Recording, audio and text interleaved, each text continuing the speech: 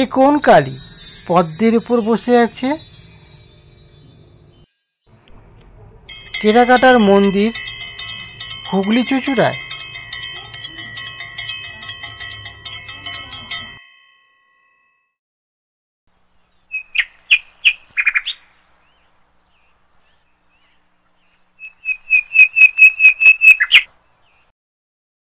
এখন আমরা দাঁড়িয়ে আছি বাঁশবেড়িয়া ব্রিজের ওপর। এই ব্রিজটি হুগলি এবং উত্তর 24 পরগনাকে কানেক্টিং করেছে। আর দেখুন, আমরা যে ব্রিজটির উপর দাঁড়িয়ে আছি, এই ব্রিজটির পাশ দিয়ে আর একটা নতুনভাবে ব্রিজ তৈরি হচ্ছে। এই ব্রিজটি বড় ভারী মাল যেতে পারে না, তাই দেখুন পাশ থেকে আর একটা গঙ্গার ওপর ব্রিজ তৈরি হচ্ছে। আর এই হুগলি নদীর উপর এইখানে যে ব্রিজটা দেখছেন, এই ব্রিজটার পরে আবার আপনি দেখতে পারবেন হচ্ছে দক্ষিণেশ্বরের কাছে যে ব্রিজ, সেখানে। তো আমাদের এইখানে হচ্ছে খুব কাছের, এটাকে বলা হয় অনেকে কল্যাণী ব্রিজও বলে। আর গঙ্গা এখানে দেখতে খুব সুন্দর। আর এই ব্রিজের কাজ চলছে, খুব শীঘ্রই ব্রিজ তৈরি হয়ে যাবে। আর এখান থেকেই আপনারা যেতে পারবেন 24 পরগনা জেলায়। আজকে আমরা এসেছি হংসেশ্বরী মন্দির দেখতে। বাঁশবেড়িয়ায় হংসেশ্বরী মন্দির অন্যতম। এই মন্দিরটিতে যে মূর্তিটি রয়েছে, সেই মূর্তিটি খুব প্রাচীন। আর কালী মন্দিরে যেরকম মূর্তি হয়, সেই মূর্তির মতন নয়।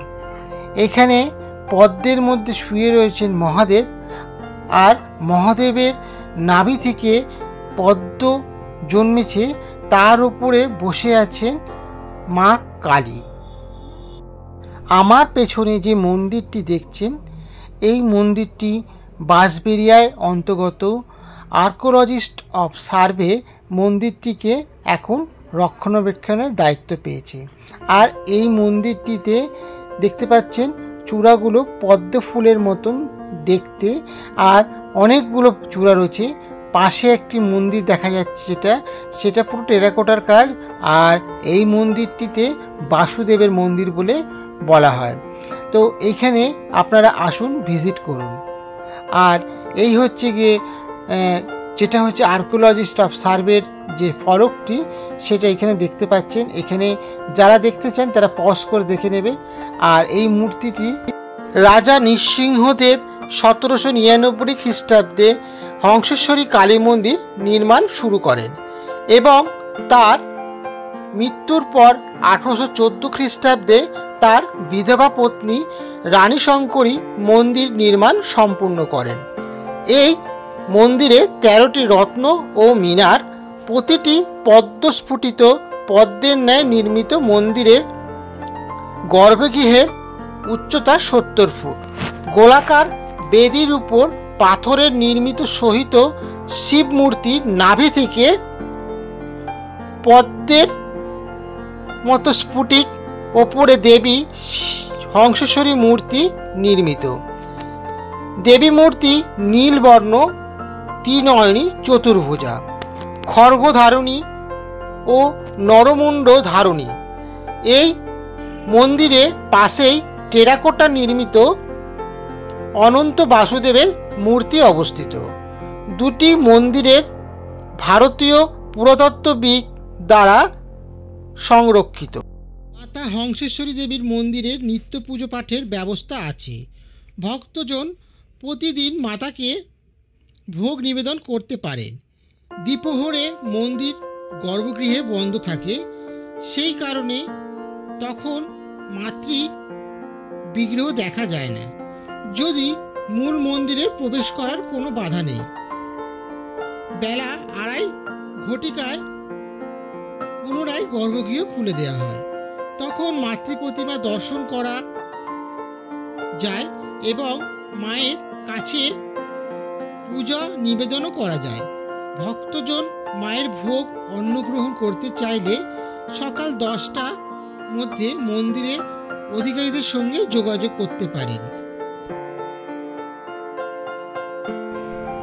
আমাদের চ্যানেলটিকে শেয়ার করুন আর আপনাদের বন্ধুবান্ধবের সঙ্গে অবশ্যই এই চ্যানেলটিকে শেয়ার করুন।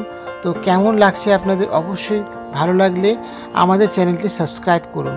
আমরা চলে এসেছি ত্রিবেণী মহাশ্মশান, আর এখানে দেখছেন একটা শিব মন্দির, আর এই শিব মন্দিরটি থেকে একটু সামনের দিকে এগিয়ে নিয়ে যাব আপনাদের। আসুন, শিব মন্দিরে দেখুন এখানে শিব ঠাকুর বসে আছেন, আর পাশাপাশি দুটো শিব মন্দির।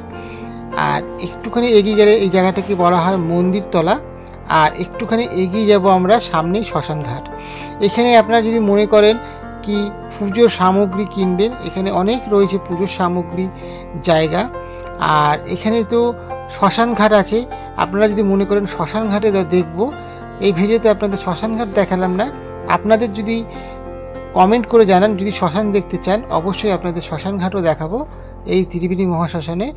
আর এই দেখছেন এখানে মন্দিরের ঠিক ঘাটের পাশেই অনেক মন্দির আছে ছোট ছোট, আর এই মন্দিরগুলো দেখুন সামনে কত সুন্দর সুন্দর মূর্তিতে সাজানো। তো আমার এই ভিডিওটা আপনাদের আশা করি ভালো লেগেছে। ভালো লাগলে লাইক করুন, কমেন্ট করুন, শেয়ার করুন, আর প্রচুর প্রচুর শেয়ার করুন, সবার মানুষের সঙ্গে ছড়িয়ে দিন এই ভিডিওটি।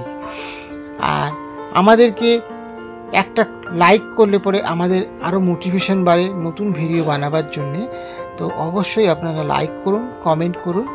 আর এই হচ্ছে ত্রিবেণী ঘাট, ত্রিবেণী যেখানে সব বিভিন্নভাবে পুণ্য স্নান করা হয়, সেই পুণ্য স্নানের জায়গা হচ্ছে এটা। আপনাদের ভালো থাকবেন, সুস্থ থাকবেন, দেখা হবে আবার অন্য কোনো নতুন ভিডিওতে। তো আশা করি আপনাদের ভিডিওটা ভালো লেগেছে। নমস্কার।